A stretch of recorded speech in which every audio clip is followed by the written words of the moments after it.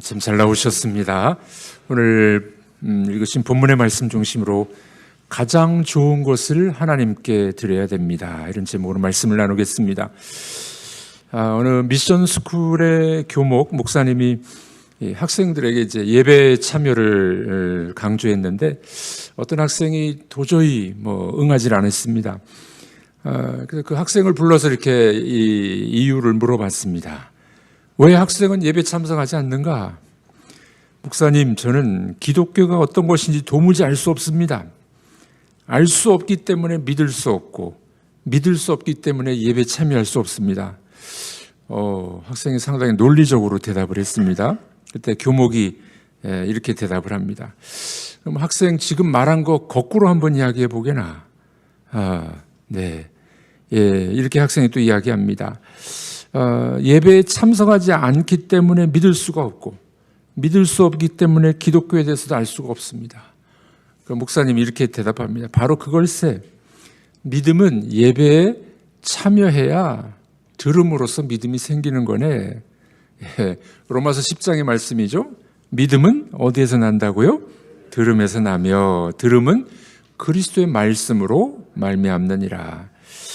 우리 신앙생활에 있어서 가장 중요한 것이 또 예배가 아니겠습니까? 예배는 말씀과 기도와 찬양이 어우러져 있는 하나님께 드리는 예배인데 이 기본이 튼튼해야 우리가 성장할 수가 있습니다. 여러분들 예배 참여하지 않고 믿음 성장하시는 분들 보셨습니까? 그런 경우가 거의 없습니다. 왜냐하면 기본이기 때문에 그렇습니다. 뭐든지 여러분 운동이나 또는 공부나 사업도 그렇죠. 기본이 튼튼해야 말씀과 기도, 예배가 튼튼해야 성장을 할 수가 있습니다. 그러므로 예배는 하나님 앞에 우리 신앙생활의 가장 기본이요 기초고 믿음이 성장해가는 아주 지름길이 될 수가 있습니다. 여러분들 하나님이 창조한 우리 인간이 가장 질서가 있고 가장 존귀하게 되는 그 순간이 바로 예배입니다. 그래서 우리 이 기독교 사역에 또 우리 이 신앙생활에 있어서 가장 중요한 것의 중심은 예배라고 볼 수가 있습니다. 우리가 잘 아는 슈바이처 박사, 신학적으로는 우리하고 조금 다른 면이 있습니다만은 그는 신학자였고 철학자였고 의사였고 음악가였습니다. 그의 아버지 루드비히 슈바이처가 목사님이셨는데 그 아버지가 목회하는 교회에 노인이 있었습니다. 미치히라는 노인이 있었는데 청각장애인이었습니다. 듣지를 못하는 거예요. 듣지 못하니까 설교도 못 듣겠죠. 근데 주일이면 어김없이 예배에 참여하셨다고 합니다. 그럼 어떤 사람이 물어봤어요. 들리지도 않는데 무슨 예배 참여하냐고. 노인이 입 모양을 보면서 좀 알아들었던 모양이에요. 종이에다 적습니다. 나는 여러분들과 함께 예배 드리는 것이 좋습니다. 이 청각장애인 알아들을 수 없었지만은 성도들과 함께 하나님을 예배하는 그 자리, 그것이 가장 좋았다라고 적었다고 합니다. 여러분들, 이 새벽에 여러분들이 나오셔서 예배하는 이 자리가 가장 복된 시간이 될 줄로 믿습니다. 스티븐 자넷 블라이드라는 사람이 왼손으로 때리고 오른손으로 안아줘라 이런 이 책을 썼는데 거기 보면은 이 자녀를 키울 때 자녀들에게 이 예배 생활을 강조하는 거 참 중요하다고 하면서 이런 이야기를 씁니다. 교회 주보를 빠짐없이 읽고 사역자와 한 마음을 가져라. 네, 여러분 주보에 나온 내용들 다 읽어보십니까? 아마 주보를 읽어보시면은 이 목회자 또 사역자의 마음을 읽어볼 수 있을 거예요. 우리 교회가 뭘 강조하는지, 이번 주에 무슨 일이 있는지. 사역자와 한 마음을 가지라는 거예요. 또 찬송가를 따라 불러 영감을 살려라. 우리 찬송을 부를 때 함께 찬양하는 것이 얼마나 복된 일입니까? 헌금을 드리며 하나님을 주인으로 삼아라. 성경 읽는 것이 중요함을 알고 함께 읽어라. 설교를 주의 깊게 듣고 실천하라. 옆 사람의 예배를 도와서 성령에 불을 붙여라. 네, 이렇게 예배의 중요성을 자녀들에게 가르치고 있습니다. 12지파, 이스라엘의 12지파 중에서 예배에 담당하는 지파, 어느 지파입니까? 레위지파. 이스라엘 12지파는 두 구조로 대체로 나눠지죠. 한 지파와 11지파인데 한 지파는 예배에 관련된 이야기입니다. 성막을 지키고 예배를 드리는, 하나님을 예배하는 지파였었습니다. 자, 그래서 하나님은 이 레위지파에게 뭐를 주시지 않았다고요? 기업을 주시지 않았어요. 땅을 주시지 않았어요. 어제 말씀 뭡니까? 누가 그들의 기업이라고요? 하나님이. 하나님 그렇게 말씀하셨어요. 내가 너희들의 기업이야. 11지파는 하나님이 주신 땅에서 열심히 농사하고 또 가축을 키워서 그것을 하나님 앞에 일부 드리는 그런 구조가 이스라엘의 12지파의 구조입니다. 레위지파는 성소와 지성소에서 사역하는 제사장, 그리고 성막의 기구를 운반하고 청소하는 레위지파, 이렇게 나누게 됐었습니다. 자, 그래서 오늘도 이 레위지파에 대한 규례들을 하나님 말씀하고 있는데, 레위지파가 생활할 수 있도록 11조를 그들에게 주라는 겁니다. 레위지파가 기업이 없으니, 농사를 하고 있지 않으니, 가축을 키우지 않고 있으니 어떻게 하라고요? 백성들의 11조를 레위지파에게 주어서 생활할 수 있도록 도와줘라. 그렇게 오늘 말씀을 하고 있습니다. 자, 그래서 오늘 이 말씀의 가장 핵심이 뭡니까? 가장 좋은 것을 하나님께 드려야 됩니다. 그런 말씀을 우리에게 해주고 있습니다. 자, 오늘 본문을 좀 자세히 보겠습니다. 11조는 누구에게 주라고요? 레위인에게 주어라. 하나님 앞에 드리는 것인데, 여러분, 우리가 하나님 앞에 드리면 하나님이 잡수시나요? 그렇지 않습니다. 제사 드리는 사람 또는 뭐 다른 종교에서 보면은 신들이 와서 먹는다고 그래요. 신들이 즐거워하고 신들이 먹어요. 우리 하나님은 잡수시지 않습니다. 우리가 드리는 것을 섬기는 이 주의 일꾼들에게, 그리고 또 구제와 선교와 어려운 사람들에게, 그들에게 주라고 주님 말씀하고 있는 겁니다. 자, 오늘 본문 21절과 22절 우리 같이 한번 읽어보도록 하겠습니다. 내가 이스라엘의 11조를 레위 자손에게 기업으로 다 주어서 그들이 하는 일 곧 회막에서 하는 일을 갚나니 이후로는 이스라엘 자손이 회막에 가까이 하지 말 것이라 죗값으로 죽을까 하노라. 네, 이스라엘의 11조를 누구에게 주라고요? 레위 자손에게 기업으로 다 주어. 레위 지파의 기업은 하나님이시잖아요. 하나님 앞에 드린 11조를 누구에게 주라고요? 레위에게 주라. 이렇게 하나님 말씀하고 있는 겁니다. 그들이 회막에서 또 예배하는 일에 종사하고 있으니 그들에게 그것을 주어라. 이렇게 하나님이 명령하고 있습니다. 23절, 24절 이어서 읽어보도록 하겠습니다. 그러나 레위인은 회막에서 봉사하며 자기들의 죄를 담당할 것이요 이스라엘 자손 중에는 기업이 없을 것이니 이는 너희 대대의 영원한 율례라. 이스라엘 자손이 여호와께 거제로 드리는 11조를 레위인에게 기업으로 주었으므로 내가 그들에 대하여 말하기를 이스라엘 자손 중에 기업이 없을 것이라 하였노라. 네, 레위인이 이제 회막에서 봉사하는데 그 봉사하다가 또 죄를 지을 수 있잖아요. 자기 죄를 또 담당해야 된다라고 말씀합니다. 여러분들, 우리 사역자들이, 교육자들이 되게 이제 우리들이 좀 착각할 때가 있습니다. 설교하다 보면, 또 사역하다 보면은 나는 의로운데 당신들은 왜 그럽니까? 회개하십시오. 뭐 이렇게는 잘해요. 부모님들도 가끔 그러죠. 나도 좀 구린 데가 있는데 애들을 보고 자꾸 뭐라 그래. 가르치기는 잘해, 말은 잘해요. 그런데 나는 돌아보지 않을 수가 있다는 겁니다. 그 오늘 레위인들에게 뭐라고 이야기합니까? 너희들의 죄는 너희가 담당해야 돼. 하나님 앞에 정결하게 죄 문제를 해결하고, 그리고 그 제사의 직분 감당해야 된다는 겁니다. 회막에서 봉사하면서 자기 죄를 담당해야 되는 거예요. 그 봉사의 일을 하기 전에 자기를 거룩하게 하고, 그리고 그 일을 감당하라고 주님은 말씀하고 있는 것입니다. 우리들은 대체로 이제 다른 사람 이야기들을 잘 하잖아요. 만나면 이제 누가 어떻고 목사님들은 안 그럴까요? 자꾸 다른 사람들이 보이거든요. 근데 주님 뭐라고 말씀하십니까? 회막에서 봉사할 때 너희들의 죄를 담당하고 그 일을 담당하라는 겁니다. 우리 자신을 돌아보고 죄 문제 해결을 하고 거룩하게 변화받고 그리고 그 일을 감당하라고 말씀하고 있는 것입니다. 그리고 레위인들은 이제 이 기업을 갖고 있지 못하니 하나님이 그들의 기업이니 하나님의 몫을 그들에게 주어라.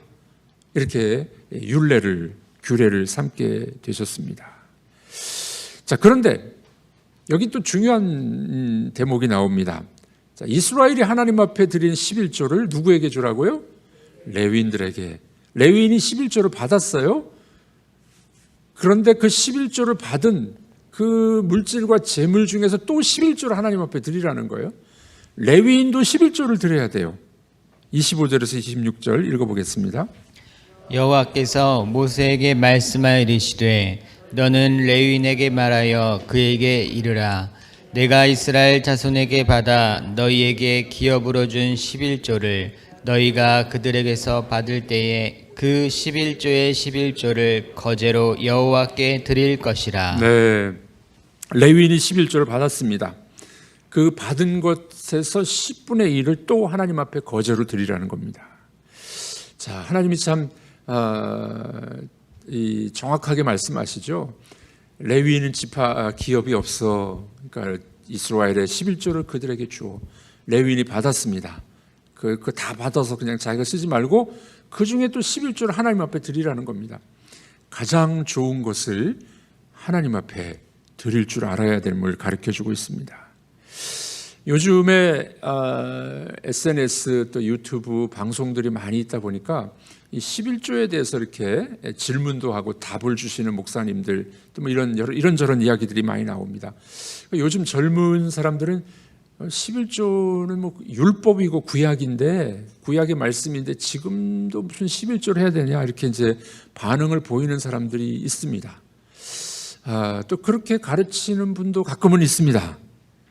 자, 그런데 여러분들 잘 보십시오. 11조가 모세에게 율법을 주실 때 주신 것입니까? 그 이전에는 없었을까요?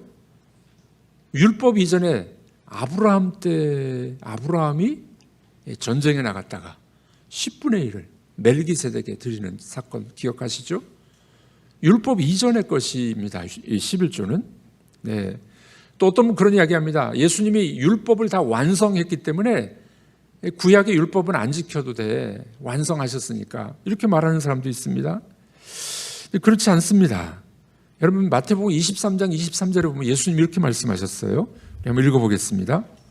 화 있을진저 외식하는 서기관들과 바리새인들이여 너희가 박하와 회양과 근체의 11조는 드리되 율법에 더 중한 바 정의와 긍휼과 믿음은 버렸도다. 그러나 이것도 행하고 저것도 버리지 말아야 할 것이니라. 네, 예수님의 말씀이잖아요. 종교 지도자들이 11조는 잘 드렸어요. 근데 정의와 긍휼과 믿음은 버렸어요. 예수님이 뭐라고 말씀하십니까? 이것도 행하고 저것도 행해야 된다. 둘 다 하라는 거예요. 둘 다가 뭡니까? 먼저는 11조 드리는 일과 정의와 긍휼과 믿음도 지켜야 돼. 둘 다 하라는 겁니다. 예수님의 명령이잖아요. 그러니까 이제 신약에서는 율법이 완성됐으니 예수님 이후로는 11조 안 해도 돼라고 말하는 사람은 이 말씀을 모르는 거죠. 예수님은 뭐라고 말씀하셨어요? 11조도 드리고 공의와 정의를 행하는 것도 함께 해야 돼. 이렇게 말씀하셨습니다. 여러분 초대교회 사도행전과 이 바울 서신을 보면 초대교회 성도들은 10분의 1만 드리지 않았어요. 극심한 가난한 가운데도 최선의 것을 자기의 생활비, 자기 것을 전부 다 드리는 그런 성도들도 있었어요. 신약의 말씀을 보면은 이 11조 말씀이 많이 나오질 않아요. 그런데 초대교회 성도들을 보면은 힘을 다하여 10분의 1 정도가 아니에요. 그러니 우리가 하나님 말씀을 제대로 알아야 되지 않겠습니까? 크레이지 러브의 저자 프랜시스 체는 이런 이야기합니다. 어떤 사람을 소개하면서 말라기의 이 11조의 말씀을 실천한 것을 이야기해요. 그 사람이 이제 11조 말씀을 제대로 믿고 실천에 옮겼습니다. 매달 수입의 20%를 하나님 앞에 드렸대요. 10분의 1이 아니라 10분의 2를 드렸습니다. 근데 어느 날 수입이 뚝 떨어졌어요. 고민이 되겠죠. 10분의 2를 드리다가 이제는 10분의 1만 드려야 되겠다. 이제 갈등이 생겼습니다.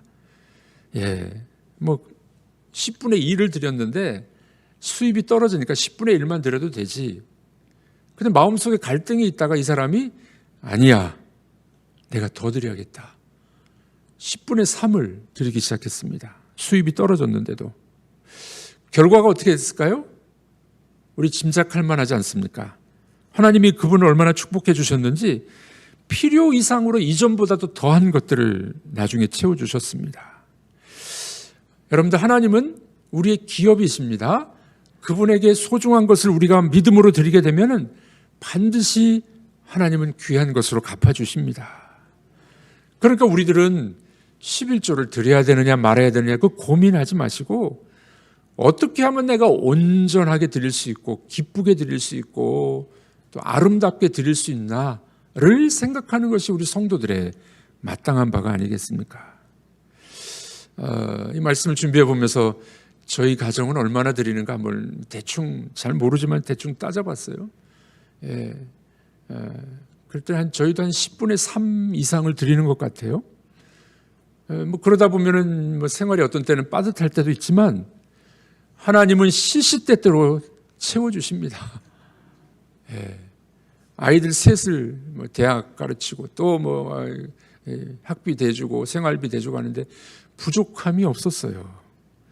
여러분들, 드리는 것이 기쁨이 되고 드림이 축복이 되기를 바랍니다. 하나님께서는 우리가 가장 아름다운 것을 드릴 때 그냥 두시질 않습니다. 자, 그래서 오늘 본문의 결론입니다. 이렇게 말씀하죠. 가장 아름다운 것을 하나님께 드려야 됩니다. 레위인이 가장 아름다운 것을 가져다가 하나님 앞에 드립니다. 그리고 나머지는 그들이 사용할 수가 있었습니다. 그들은 회막에서 일하는 것의 보수로 아름다운 것을 드리기도 하고 받기도 하고 사용하고 있었던 것을 보게 됩니다. 우리의 이 11조 정신 뭐라고요? 가장 아름다운 것을 하나님 앞에 드리면 우리 하나님께서는 기뻐 받으시고 이 모든 것을 채워주시는 역사가 일어나게 될 줄로 믿습니다. 어느 목사님이 몸이 좋지 않아서 병원에 가서 진료를 받았습니다. 진찰을 한 후에 의사가 말을 합니다. 불치의 병을 앓고 있습니다. 목사님, 이제 그동안 너무 일을 많이 하셨으니까 계속 일을 하시면, 목회를 하면 생명이 단축됩니다. 목회를 이제 좀 내려놓으십시오. 의사 충고를 들은 목사님이 물어봅니다. 만일 내가 선생님의 충고대로 한다면 목회를 그만두면 몇 년을 더 살 것 같습니까? 한 6년은 살 것 같습니다. 목사님 또 질문합니다. 만일 제가 계속 일을 한다면, 목회를 한다면 얼마나 더 살 수 있을 것 같은가요? 3년 정도 살 것 같습니다. 잠시 생각한 후에 확신을 가지고 말합니다. 선생님, 나는 6년 동안 투병하면서 사는 것보다 선한 일을 하면서 3년 사는 것을 택하겠습니다. 그 병원을 나와서 열심히 목회했습니다. 목사님 몇 년 살았을까요? 12년을 더 살았습니다. 여러분들, 우리의 가장 아름다운 것, 그것이 물질이 될 수도 있지만 우리의 생애, 우리의 삶, 우리의 가장 아름다운 것을 하나님 앞에 드려보시지 않겠습니까? 그때 우리 하나님께서 기쁘게 받으시고 우리가 기대하는 것 이상으로 채워주시고 또한 받아주실 줄로 믿습니다. 가장 아름다운 것 구별하여 드릴 때 우리 하나님이 기뻐하시고 우리의 삶 속에 놀라운 은혜들도 임하게 될 줄로 믿습니다. 기도하겠습니다. 하나님 아버지, 오늘 우리에게 주신 말씀, 또 마음의 부담이 되기도 하고 어려운 말씀이기도 합니다. 그러나 주님의 명령 따라 우리가 행하기를 원합니다. 가장 아름다운 것을, 좋은 것을 하나님 앞에 드릴 때 우리 하나님이 기뻐 받으실 줄로 믿습니다. 온전한 물질이 될 줄로 믿습니다. 우리 하나님이 이 모든 것을 채워주시는 그 아름다운 역사를 경험케 하여 주시옵소서. 예수님의 이름으로 기도하옵나이다. 아멘.